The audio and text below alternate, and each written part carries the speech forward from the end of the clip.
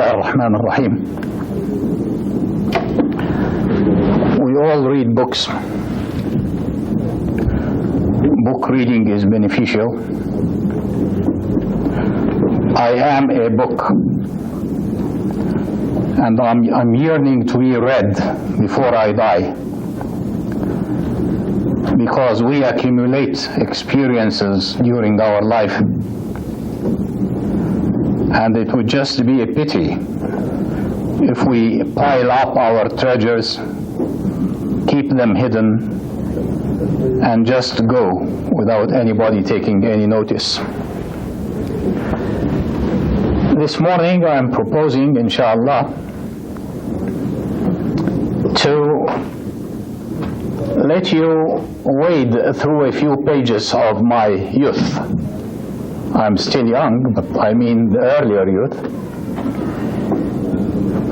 and would like you to know a person whom I owe being what I am. And I mean the good side. The bad side I am responsible for. And that was one of my teachers. Also a book to be read, and I hope we can glance through his life. That was several decades ago, before the Second World War, and my motherland of Egypt was actively pursuing the Western model at the expense of Islamic and historical culture. It is all right to quote from other cultures and other experiences, provided you take the best. But the climate in Egypt in those days was such that notable people and leaders of education, etc., would say we have to copy the European civilization, we have to copy the good in it, and we have to copy the bad in it. And such was the moral climate. There was quite a degree of licentiousness, of compromise of moralities, and with a British occupation army in Egypt, we led the life of the defeated who naturally wants to emulate the defeater, and the occupied who lost confidence in himself, and therefore he wants to be like the occupier. People were so fascinated by the Western civilization that it really washed away their heritage, and unfortunately those were the leaders of the nation in culture, in journalism, in education, in the universities, in writing, in the media. There was no television at the time yet. And my teacher was a student at the time. My teacher's name was Hassan Al-Banna. Some of you might have heard the name, others not. But I do believe that he is a unique type of person, and that usually centuries might roll over before a similar personality is produced. And I think that the most single person whom I met alive that influenced my life was that teacher. At the time, he looked around and was really sad for the situation in Egypt. And one of the great pashas at the time, pasha is a title, it's like sir, like lord, would say the donkey is better than the human being, because the donkey does not feel jealousy about his wife and a human being should just do that. And those who feel the jealousy, the pride, the honor, etc., to him were just backward people. At the time, only few youth said their prayers. Religion was confined to the elderly circle, and those young people hushed their prayers. The very few university students who kept their prayers would hide in the university, go to some hidden, isolated place in order to say their prayers, because they didn't feel confident enough to be seen praying. And to be religious was almost an accusation, which meant you were backward, you were pedantic, you were not with it, you were ignorant, etc., etc. And this was the moral climate in Egypt at the time. He was concerned, and when he finished college, he decided to give his life to the cause of Islam. And finishing college, he had the opportunity of being sent on a mission to Europe for higher education, but he rather to decline that offer, and he was appointed as an elementary school teacher in a town called Ismailia. Ismailia is a place near Suez in the north of Egypt, and it was the seat of the Suez Canal Company of old fame. The Suez Canal Company was a state within a state. It was mainly British, French, and Americans, and other Europeans. And it was the company that really had the say in Egyptian affairs, as well as sapping Egyptian wealth for the benefit of its foreign investors. And when he arrived in Ismailia at the age of 22, and this is a particular message for any one of you at the age of 22, that we call children.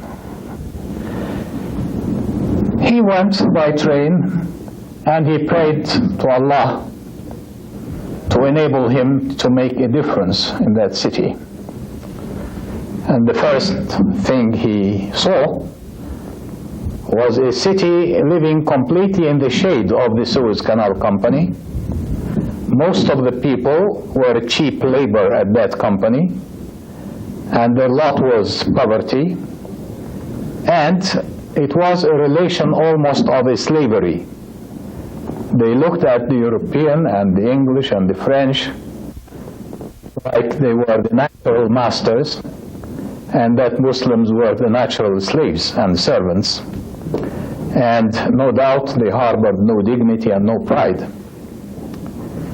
And so he started studying the religious map of the town by going to the mosques. And what did he find in the mosques? He found the Muslims and their leaders, the sheikhs and scholars, fighting over such issues as, where is the father of the Prophet? Is he in hell or in heaven? Some people would say he is in hell because he didn't become a Muslim.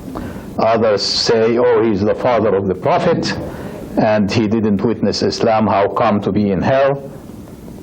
And all sorts of similar questions were put as if they were the focus of Islam and the priorities of Islam, and the people were divided over them to the extent of physical fighting between groups of people and the groups of scholars.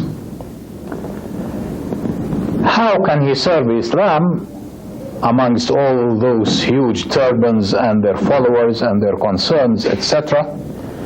He found that, unfortunately, the religious element in the town was consumed in this trivia. But when there is a will, there is a way.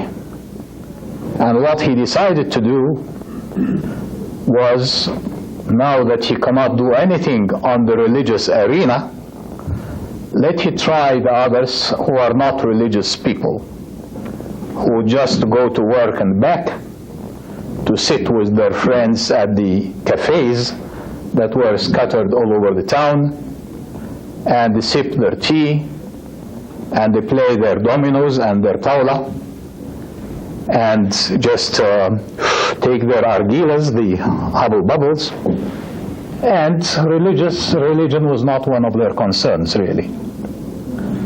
But he thought, if the mosques are not open to me, so why not try the street? And he chose one of those big cafes, and he would go, and one day he said, my brothers, listen to me just a few moments. And he would talk to them for a matter of 4 or 5 minutes. But it was a very charming and engaging talk. And his personality was very pleasant. He had the charisma. He was a very loving person. And a loving person is usually a loved person as well. It became a habit, and the people became addicted to it. So that every day before it was time, the people would congregate in that cafe, and the crowd grew day by day until it was a really large crowd. By word of mouth, people talked about that Effendi, and the Effendi refers to a person who wears a suit, not a galabiya, not the oriental dresses, etc., but just like we were. Who is that Effendi who comes and talks religion, and who are at the cafe? And the cafe owner became very pleased, because it meant augmented business. People come and order tea and coffee, and they pay for them. And so there was a time when the cafe owner himself prepared a podium for him, a large box for him to stand on. And the people would eagerly await him every day to come and give his short speech in a few moments. And one day, while he was speaking, he took the fire holder that people used to put burning coal on their tobacco in the hubble bubble, in the argila, and taking that piece of fire, he threw it over on the people, on the crowd. So they were frightened and dispersed. And so he lectured them, you are afraid of this little bit of coal fire. How about hell in the hereafter? And he started a long lecture that took several hours. They were fascinated all the time, and they cried because he could somehow transfer their imagination from this world to the hereafter, where the lots would either be eternal heaven or eternal hell. And he reminded them what it takes to be a Muslim. And he reminded them of the colonization expressed by the Suez Canal Company in Ismailia. And he reminded them on the stand of the Muslim about the colonialism, about the moral climate in the country, about the political climate in the country, about the occupation army in a Muslim land, and left them crying after a lecture of about 2 hours. And he went, but he heard footsteps behind him. And when he stopped, he found 6 people following him. And they told him, we are ignorant, we are not educated, we work in the Suez Canal Company, but somehow you aroused something in us that will never sleep again. And because we are ignorant, we entrust you with being responsible for us. And it is a trust that we make Allah witness that our responsibility is on your shoulders. You just take us, we are your raw material. And you teach us, you order us what to do for Islam, and we are willing to obey. And he took them to his humble flat, and they spoke together. And he said, well, we are brothers in God, we are brothers in Islam. So how about calling ourselves the Muslim Brothers? And this was the coinage that started a movement, a worldwide movement later on. But let me, to start with, try and teach you religion, you and those who would like to be taught. And somebody suggested that there was a very little mosque which was wrecked and destroyed, and nobody used it in the town. So why not try and reconstruct and restore that mosque and use it for our meetings, since the formal mosques have no place for people like us, not interested to debate whether the Prophet's father was in hell or in heaven. And they reconstructed the mosque, and they volunteered. And one of them, they observed, used to come late to the class. And when inquiring, they found that all he had was a bicycle that he used to travel for his work at the Suez Canal Company. So he sold it in order to give all the money out of it in order to repair that little mosque. And when it was morning, he left on foot hours before dawn. But when it was evening at the finishing of the working day, it took him so long to come back, and he was therefore late to classes. This is an example of somebody giving, imagine you giving your motor car for the cause of an Islamic cause, when you cannot buy another motor car. But anyhow, his brothers bought him another bicycle, and that was that. But day after day, the crowd again increased, and rumors took the news even to the mosques and the mosque populations. And so more and more people found sense in what that young man was teaching them, and perhaps it was their first taste of Islam as it ought to be taught. And more people came, taking people from the mosques. And it was so noticeable that the hierarchy in the mosques knew about it. They felt offended.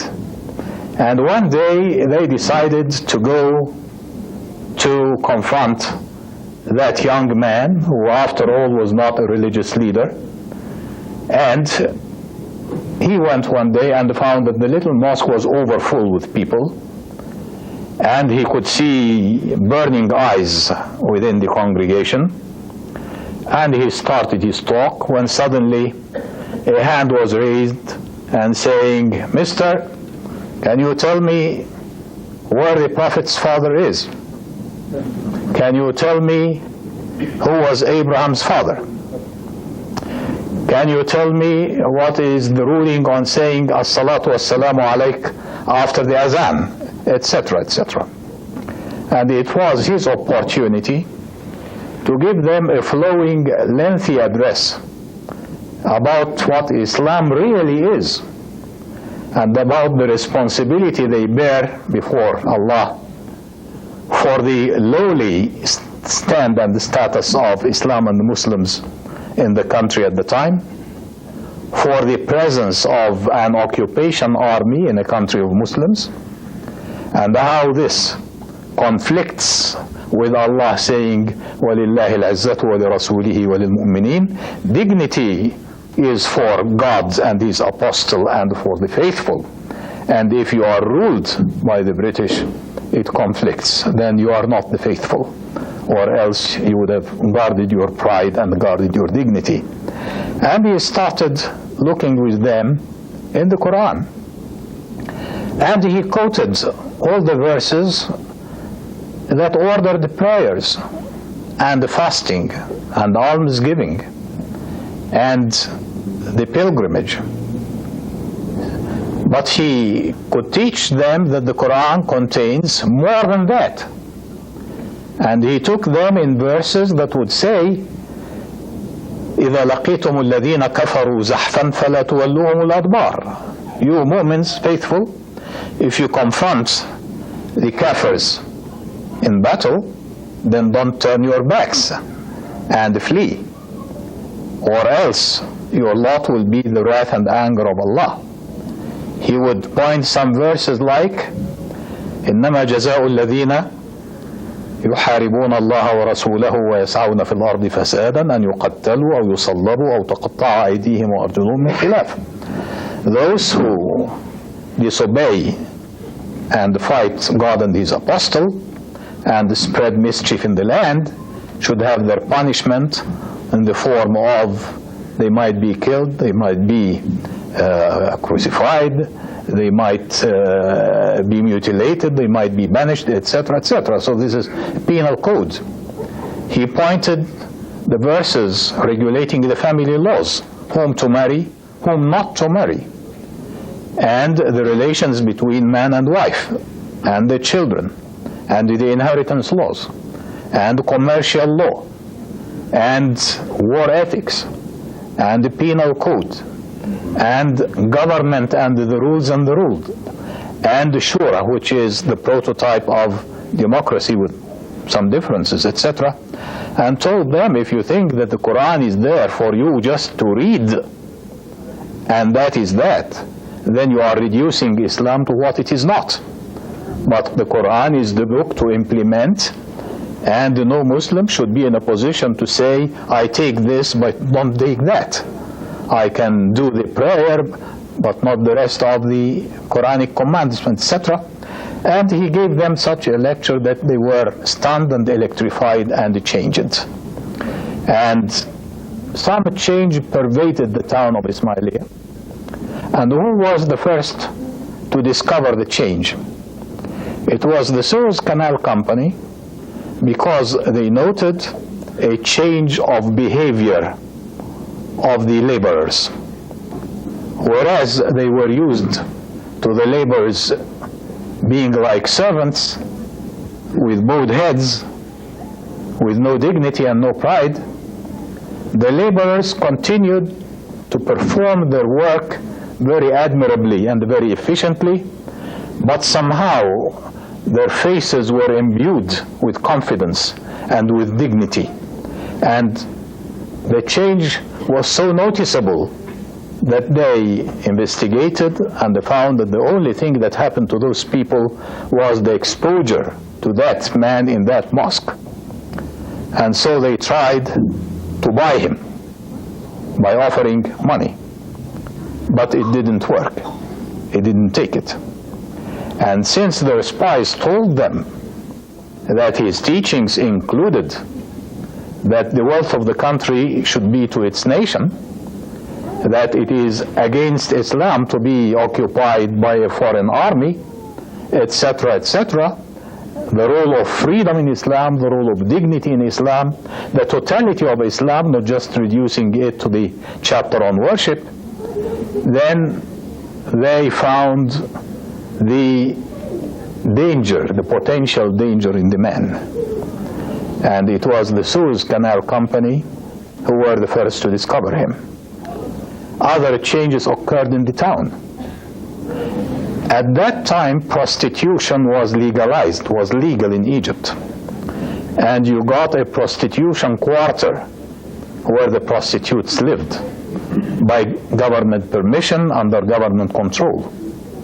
And one of the changes that happened in the town, that all the quarter was purchased by people's money, was knocked down, and instead of it was built the complex of the Islamic movement, including the mosque, the school, the factory for the women, the prostitutes, and a school for the women.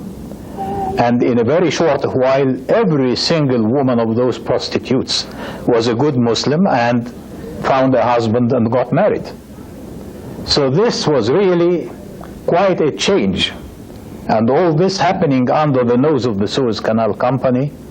No wonder then that the man was transferred from Ismailia and very soon was to be again a teacher in an elementary school in Qina, at the very south of Egypt, near Aswan. And they thought that was exile. And his followers were very angry to lose him and for the move undertaken by the company. And they suggested they try and find some big people to talk to the Minister of Education at the time, etc., etc. But he said, no, I shall hear nothing of that. And he went to Qina in very south Egypt. And what happened in Qina? Very soon, Islamic meetings would be held for teaching. And what really teased them, that was amongst the audience in those meetings, were the Christian priests. So immediately the friendship was felt between the citizens of the one town. And in no time, 50 new branches were opened in Qina. And so they found that they were defeating their purpose. And so they had to transfer him to Cairo, hoping that in the crowd of Cairo and the business of life, etc., the man would be just lost. But the story repeated itself, and in Cairo, of course, he had access to the universities.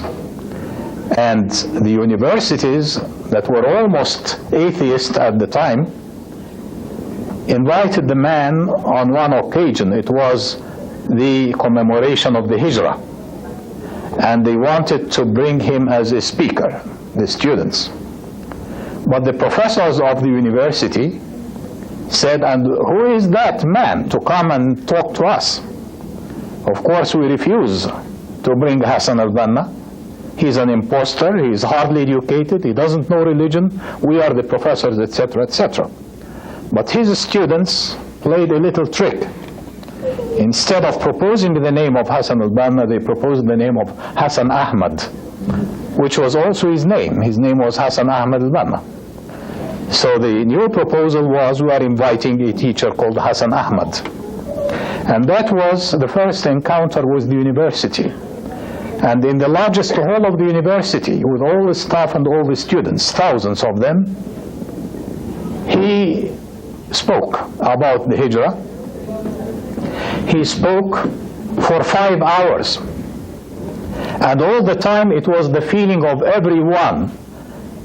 They feared that he might stop. It is not like myself or other speakers, you are hoping all the time that they finish. No. The pervasive feeling was that, and we want more, and we want more. So much so that the senior professor of Sharia at the university at the time stood up to comment, and he addressed the audience saying, my children, and you are all my children, my master, Mr. Hassan al-Banna. And that started changes in the university, and that brought to light the Muslims who tried to be Muslims in the university, and that started the Islamization of the university. These are the precious years of my life, because not only we were taught Islam and what Islam was about, but the man could produce a unique spirit, a unique emotion. For the first time in my life, I lived in a community that believed in love. We felt love for Allah, for the man, for one another. And he would invite us, the university students at the time, for a monthly all-night meeting called the Katiba. We would have a very humble dinner, and then a lengthy Isha prayer, and then the class until 2 o'clock in the morning, and 1 hour's rest, and the prayer of Tahajjud, and the pre-dawn class, and then the dawn prayer, and the dua supplication, and then the after dawn class, and then we go home. And it took from the Thursday evening to the Friday morning. Of course, you know that Friday is there, is the Sunday here, it is the weekly vacation, and we would go home. But in those times, when the man said, remember, brothers, that Allah is looking at you and watching you and hearing you, we all felt as if God's presence was a physical being. We felt something, we shivered, we felt flushed and blushed, because we really felt we were in the audience of God. And this produced the best young people the country has ever known. And we dealt in love, loving nature. He used to teach us, we will fight people with love. We will fight people with love. And we used to read Word al-Rabata, a supplication to remember your friends. And from those days, until this very day, until this morning, for tens of years, I've been in the habit of keeping it. Every morning I read Surah Yasin, and then my supplication. I would address Allah subhanahu wa ta'ala, maybe apologizing, maybe asking, maybe seeking forgiveness, but part of it is to remember my brothers and sisters and ask Allah for them until this very day. And I would remember them, their faces, and name them by name. By name. Please, Allah, I ask you to be kind and gracious and to offer your help to this and this, and Omar al-Alfi, and Ali Nazif, and the Samir al-Qubatri, etc., etc. Across the globe, I remember my brothers and pray for them every day. Sometimes I forget the name, but I remember the face and say, and this Allah, and this Allah, just memorizing his image, his face, or her face, and saying, and this. So I need not even remember the names. And be sure, my brothers and sisters, that many of you, without knowing it, are on my prayer list every morning. Many of you, without suspecting it, are on my prayer list every morning. Because I believe that love is the thing that will make the Muslims viable. Without love, Islamic movement is just an adventure that will fizzle away. Without love, no future. Love is the cement, love is the power, love is the energy, love is the electricity, love is the oil. And without it, no way. I would recommend it to you, because certainly as you remember your Muslim brothers and sisters and pray for them, even recognizing their faces but not their names, I bet you will never backbite them. I bet you will never stab them in the back while they are away. I bet you will never harshly criticize them unless you go and speak to them. And we lack this. This is a missing vitamin in our life, and unless it is restored and given, we will remain just the image of a congregation, of a community, but not a community, not the Muslim community. And I don't imagine that a leader was ever loved by his followers like the man was. On the other hand, he had a loving nature. He never hated, he never was angry, and he was committed to his cause. when it was time for us to form the Boy Scouts. But the man didn't want a militia. And so we just enrolled in the National Boy Scouts movement. That was open and just Boy Scouts like any school, any association. So when it was time to disband and prevent and cancel all those, we were not them. We were just Boy Scouts, the followers of the National Boy Scouting Society. But when it was time for us to become Boy Scouts, and therefore to wear short trousers, I remember one of his colleagues feeling very angry about the Muslims wearing short trousers. Until this very day, I get people in the mosque angry because we pray without rolling up our trousers, and they are really angry. So at the time, and that was years, decades ago, a conservative friend of his, a colleague, classmate of his, that was a very pious man, and he went to him in anger, and he said, Hassan Effendi, that is Mr. Hassan. He said, Naam Sidi, yes, sir. And he said, I hate you. And he said, by God, I love you. And the man said, but I hate you in God. And he said, this makes me love you more. That was the answer of the loving man, saying, I hate you in God, and he says, this makes me love you more. And this was his poise and his attitude all the time. The several years I was with him, never angered. Although there were plenty of reasons to get angry. Imagine someone of his followers going to his home at 3 o'clock in the morning or 2 o'clock in the morning and knocking up and waking him up. And his sleeping hours were very short, but waking him up. Why? I've seen a dream and I can't help coming to you to relate to you. That was how people abused him, out of love, of course. He never frowned, he never rebuked, he was always receptive and in good mood. The atmosphere of love made me see things that I do not see now. I witnessed a buyer and a seller, a man wanting to buy a bottle of eau de cologne.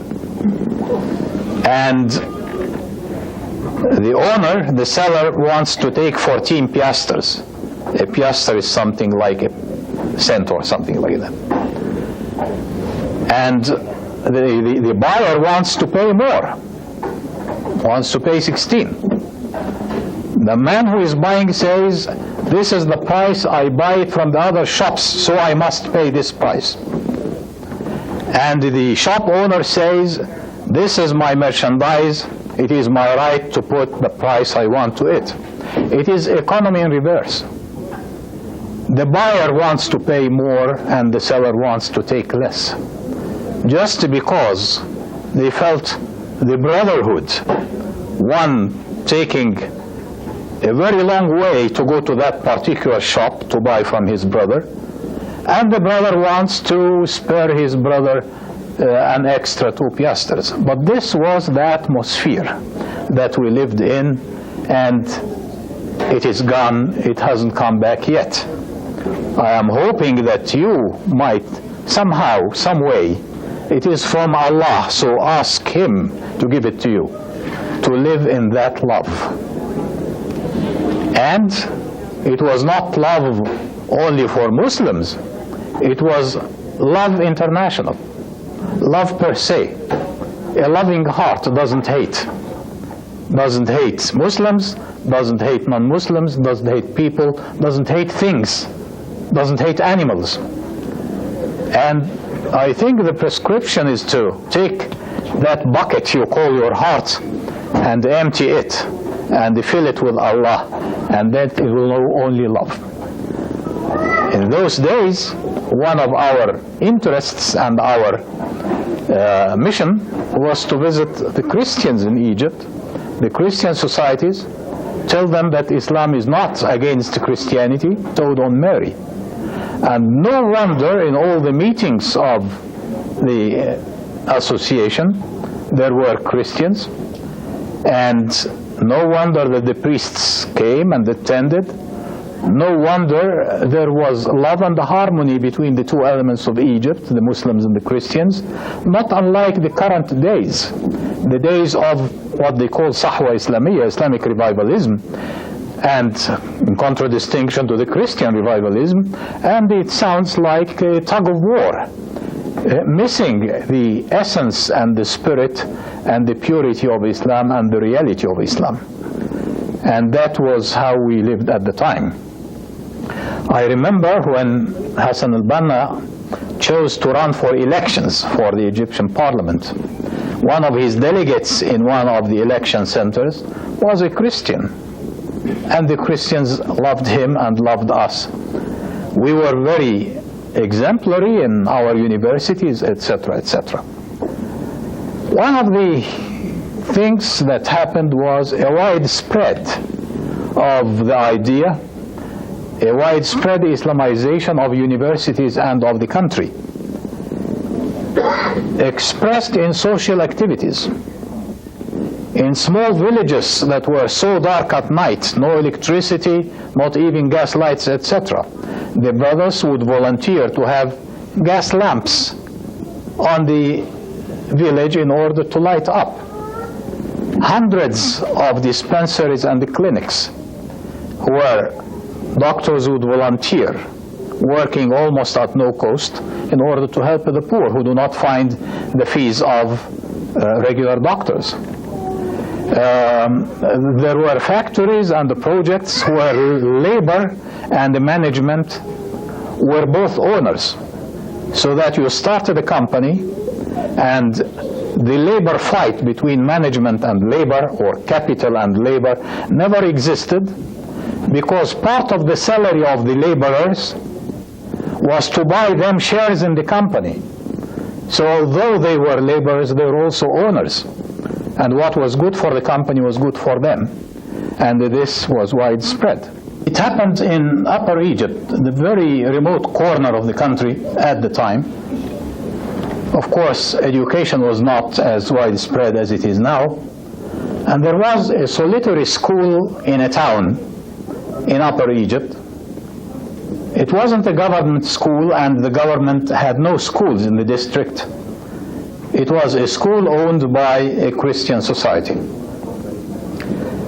And the headmaster of that school was the imam of the mosque. They needed him in order to teach Arabic, and there was a scarcity of teachers. Most of the teachers were not qualified at the time in elementary education.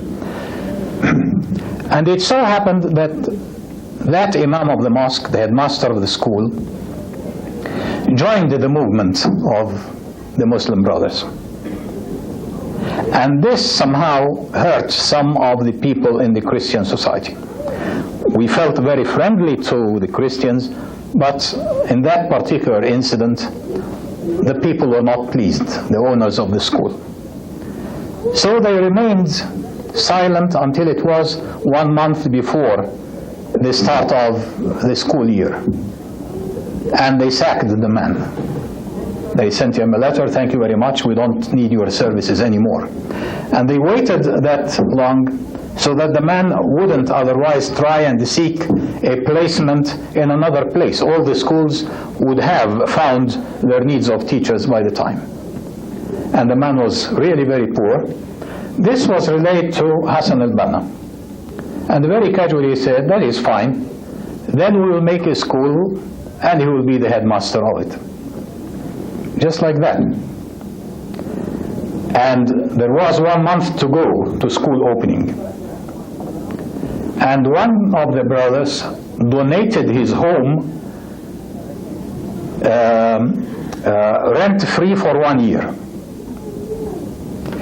And a finger pointed to 4 persons like Hathout, new university graduates. You and you and you and you, don't seek a job, you will go to that town in order to work as teachers.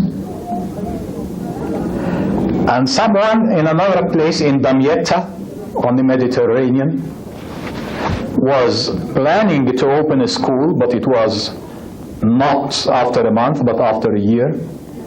So all the desks and the chairs and the equipment he sent on the Nile by boat to that town. And Banna's instructions were for the 4 university graduates to go to the town at a specified time, and they instructed the brothers in that town to give out leaflets announcing the school and the arrival of the new teachers, who are all university graduates. And that was a big plus. And at the time, there was a crowd at the station meeting them. There was a demonstration at the cheers in the streets. And when it was day, they worked out the curriculum, etc., etc. When it was afternoon, they visited all the surrounding villages in order to introduce themselves, make acquaintance with the people, talk about the school, so that the majority of the pupils were transferred by their parents from the old school to the new school. And on the day of opening school, all the 4 years, first, second, third, and fourth, opened, not from year to year, but it was opened. This is love and this is commitment. Because when I think of asking Omar or Walid Shindi or Hatem, when I think of asking them what the Mormons ask of their children, when you graduate from university, you give yourself to us, to use you for 1 year. The Mormons do that. The Muslims do not. And it is high time to reflect on what it takes to be committed and to be loving. Also, when it was time to tell the occupation army to go, and they wouldn't listen, they had to be harassed, they had to lose their night's sleep, they had to be fought, and this was done. The first time ever, Egyptians hear about something called Palestine was through us. Or else people were not sure whether the capital of Sham, of Syria, was Jerusalem or Syria or Baghdad, etc., etc. And certainly it was the question of Palestine that almost sealed the fate of the movement, because at the time, and you remember in 1948, the partition of Palestine was decreed by the United Nations, and the legitimate owners refused. And at the time, the Egyptians knew nothing about Palestine. As a matter of fact, when the Prime Minister of Egypt at the time was approached to try and do something, his answer was, I am the Prime Minister of Egypt, not the Prime Minister of Palestine. But through that national movement, it became a cause. And the Egyptians realized that Israel wasn't there just for the poor teeny-weeny Jews, but it was there as a stab in the heart of the Muslim heartland to keep us subdued as an advanced post for colonialism and neocolonialism, etc. And so many volunteers of us, including myself, volunteered in Palestine in 1948.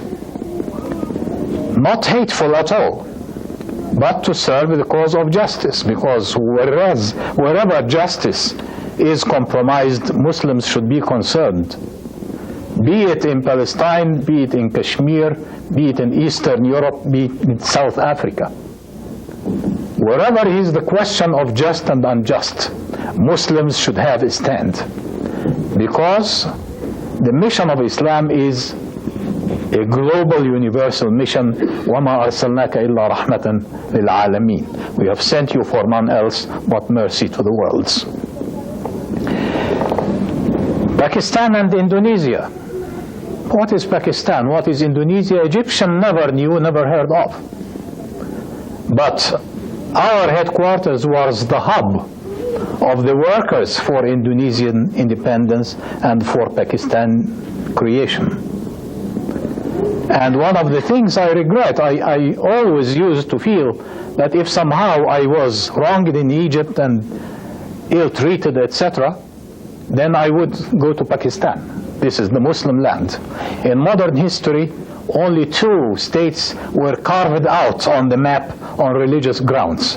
The one was Pakistan and the second was Israel. And as a student, I was with the demonstrators in the streets of Cairo shouting Pakistan Zindabad.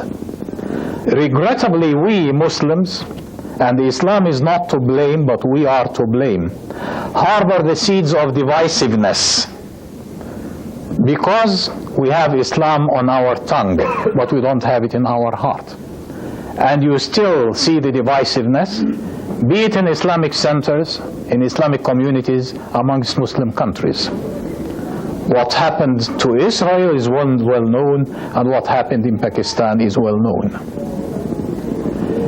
And the way we behaved in Palestine sealed our fate, because it was for once found that there is something, some electricity, some da'wah, some aqidah, which it touches the Egyptian people, they become very different people.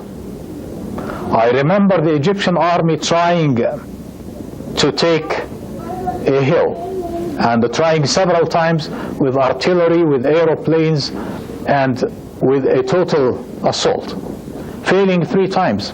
And then 40 of the Ikhwan would go and occupy it. And it was in the press, etc., etc. And this frightened people. It frightened the king, it frightened the political parties, it frightened, of course, Zionism and colonialism. So that at one day, the 3 ambassadors of the United States, Britain, and France went and met the king to demand that the Ikhwan should be disbanded.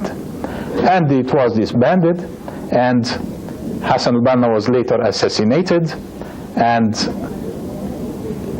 no janaza was allowed, and the 2 people that walked after him to be buried were his father and William Makram Obeid, a Christian Egyptian politician at the time. And the man went to his Lord, and he is with his Lord now. But the various elements that he formed and the people that he raised still remain. And when they die, it seems that they can somehow convey the message to people after them. So that now I'm confident that my daughter and my only child knows what it was about and knows what Islam is about.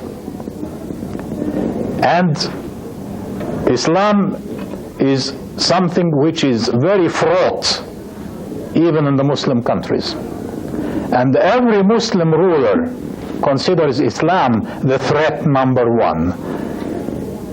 Not Zionism, not Israel, not, of course, the United States of America, or the colonialism. The threat number 1, the enemy number 1 is Islam. And so that long after Hassan al-Banna, even the remnants after him, Egypt, of course, knew the revolution and the new regime, etc., etc., but Islam was always considered as an enemy. And we were persecuted, we were in jail, including my brother and myself. We had to flee home. At last we came to the United States of America, and who knows, maybe the infertile soil that wouldn't accept the seed of Islam in the East might be replaced by a more fertile soil that would accept Islam in the West. And the East and the West are for Allah subhanahu wa ta'ala. And it may be one of the unintended benevolences of the dictatorships there is that people came to the United States for a change, not to make more money, but to find a place where they are more free to speak about Islam and to preach Islam. And this is the beginning of the Islamic movement in the United States and in the West. And you are part of this. Of course, if you are in a train, you wouldn't notice that it moves. If you stand in the street, you wouldn't notice that the earth is moving. If you are a droplet in a cloud, you wouldn't notice that the cloud is moving, because you are part of it. But there is an Islamic birth in the United States, and if this little embryo is given the care it is due, it will grow into a fetus, a newly born and a mature person. And Islam knows no boundaries, and it is the enemy of no one.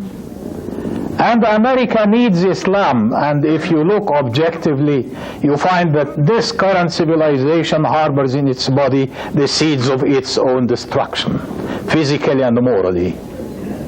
AIDS and exploitation and the deficit. And you have the medicine, you are needed, you are wanted. They need the medicine because nothing will save it except the teachings of Islam and the Islamic values. Can you catalyze the liaison between the needy, the sick, and the medicine? You are entrusted with that, if you like it or not, and they believe it or not. One of the things that you will be asked by Allah subhanahu wa ta'ala, you were in America, you had Islam, you had the freedoms, you had a roof over your head, and you had a full stomach, and you had your children in schools. What did you do for Islam? The answer is very crucial. The answer is very reflective on your dwelling in the hereafter. You are yet to give the answer. I hope you pass the test. Wassalamu alaikum wa rahmatullah.